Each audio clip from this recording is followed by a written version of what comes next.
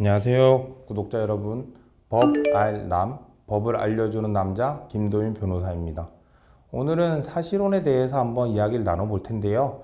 사실혼이란 많은 분들이 아시는 것처럼 혼인의 의사가 있고 실제로도 혼인의 실체를 갖추었는데 단지 형식적으로 혼인신고를 하지 않은 경우로 이야기합니다.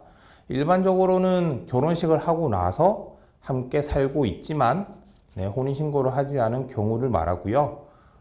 보통 주변에서 보듯이 연애하는 과정에서 단순히 동거를 했다. 이것만으로는 저희가 사실혼으로 평가하지는 않습니다. 사실혼을 어떻게 평가하느냐 많은 분들이 질문을 하시는데요. 일단 평가함에 있어서 일률적인 기준은 없습니다.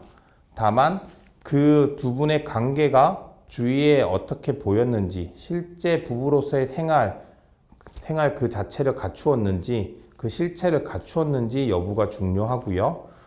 가령 예를 들어서 가족 간의 행사에 함께 서로 참석을 했다라든지, 아니면 다른 모임이나 다른 이런 어떤 단체에 갔을 때 부부로서의 실질을 보였다든지, 기타 그 사실혼 지속 기간, 그리고 생활비나 이런 것들을 어떻게 사용했는지, 재산이 혼용이 되어 있는지 등등 여러 가지 사정을 통해서 사실혼인지 아닌지를 평가하고 합니다.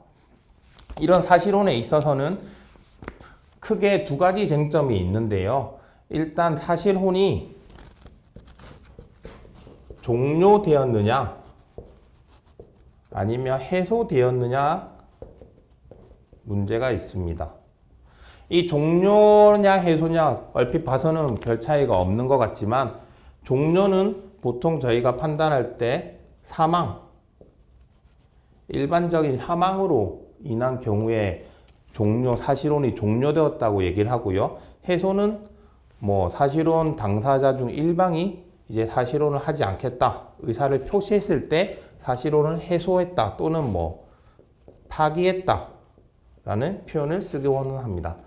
일단 이 종료가 되었을 경우에는 당연히 상속의 문제가 발생을 하는데요.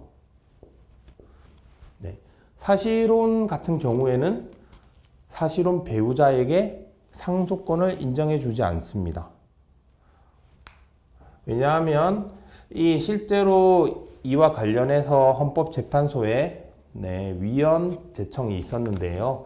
이에 대해서 우리 헌법재판소는 우리나라가 법률원주의를 채택하고 있고, 그리고 이 상속이 이루어졌을 때 거래 안정을 도모할 필요성이 있으며, 또 사실혼 배우자 같은 경우에는 증여나 유증 등을 통해서 충분히 재산적 이익을 얻을 수 있기 때문에 사실혼 배우자에게 상속권을 인정하지 않더라도 위헌이 아니라고 판시하였습니다.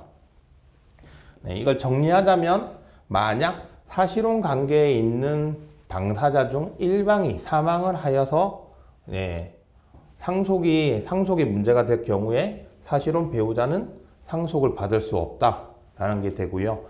해소 같은 경우에는 사실혼은 혼인신고가 없기 때문에 이혼이라는 절차가 없습니다.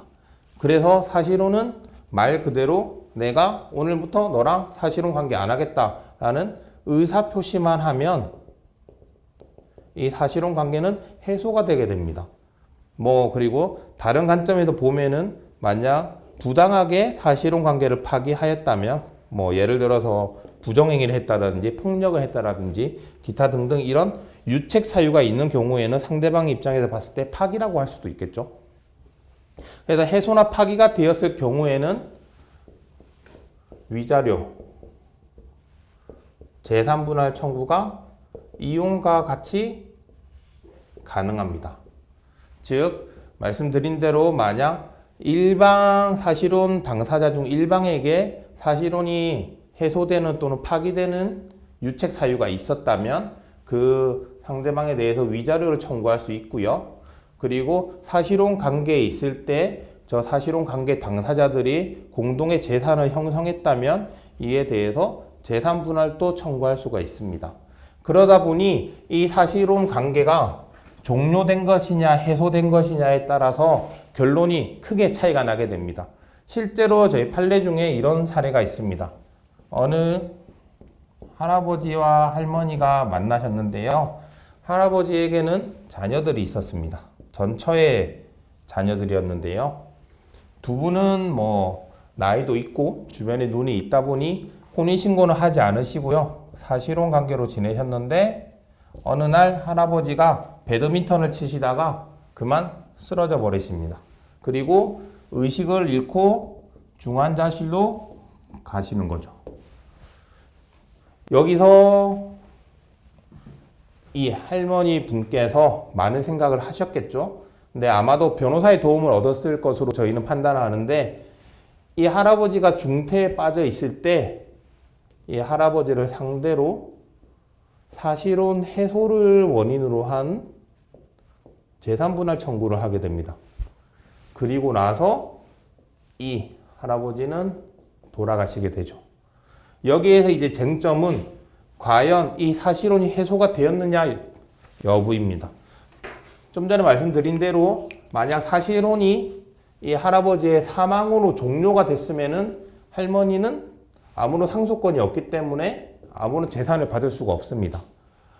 하지만 만약에 그 전에 사실혼이 해소되었다면 이 할머니는 위자료든 재산 분할이든 청구를 할 수가 있게 되는 거죠.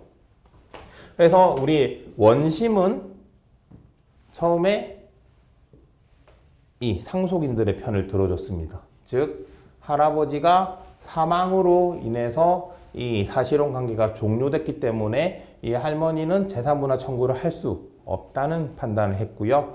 이에 대해서 우리 대법원은 어쨌든 할아버지가 살아 계실 때, 물론 의식은 없으셨지만 이 살아 계셨을 때의 할머니가 사실혼 해소의 의사표시를 했기 때문에, 왜냐하면 이 사실혼은 일방의 의사표시로도 해소될 수 있다는 점에 기인해서 이 사실혼 해소의 의사표시를 했기 때문에 이때 이미 사실혼은 해소가 되었고, 그래서 이 할머니는 할아버지를 상대로 재산분할을 청구할 수 있다는 판결을 하였습니다.